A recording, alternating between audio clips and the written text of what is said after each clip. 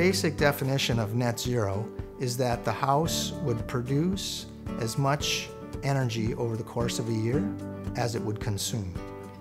We wanted a house that we were so happy with that we'd never want to move. One of my interests in my space of living is built on my belief in holistic health. We want to be in a space that we can be really content with morally. Because we also wanted to charge both of our electric cars, we needed a fairly large solar array. One of the best ways was to separate the garage from the house and have panels on both the garage and the house. The site has great solar access. We've got the right-sized overhangs on the roof that give shading for the passive solar, and we've also tucked the lower level underneath the main level so that the main level actually acts as shading for the lower level. Noise pollution is minimized because we have an incredible envelope. So unless we choose to have the windows open, I really don't realize how close we are to traffic. We put fixed windows as much as we could and strategically placed operable windows. That's more energy efficient and connects them to the outdoors even more. I love having these banks of windows because it opens everything for me and it feels light and airy. It's great to have a window manufacturer that is willing to work collaboratively to get the right coatings on the windows. I really enjoy, on sunny days like today, the idea that I'm producing renewable energy that our neighbors are using. I don't have to think about the fact that it's net zero. The house does that for us. Having the place that feels like home, that I feel healthy in, is remarkable to me. We do not inherit the earth from our ancestors, we borrow it from our children. I take that very much to heart.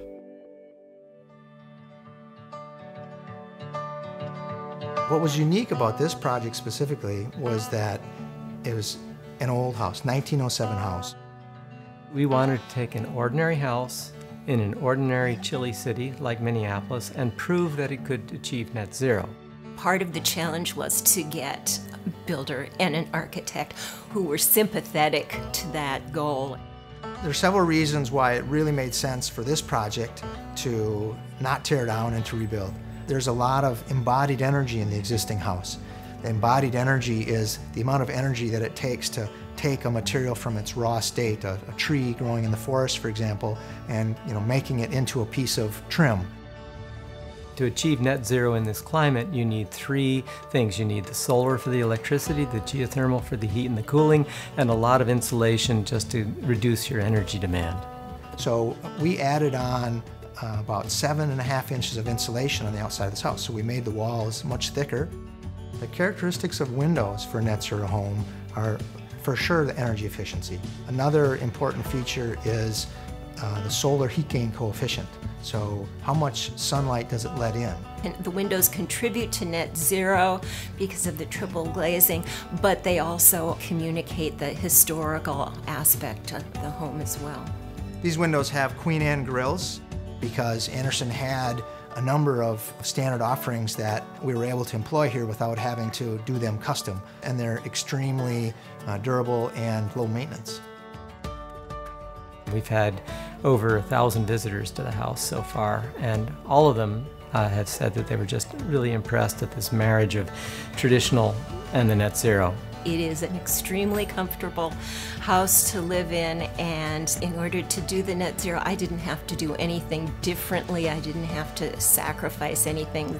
We're hoping projects like this will really inspire people to want to take even some of the things that are done here to improve their own homes. All of that makes a beautiful, comfortable space.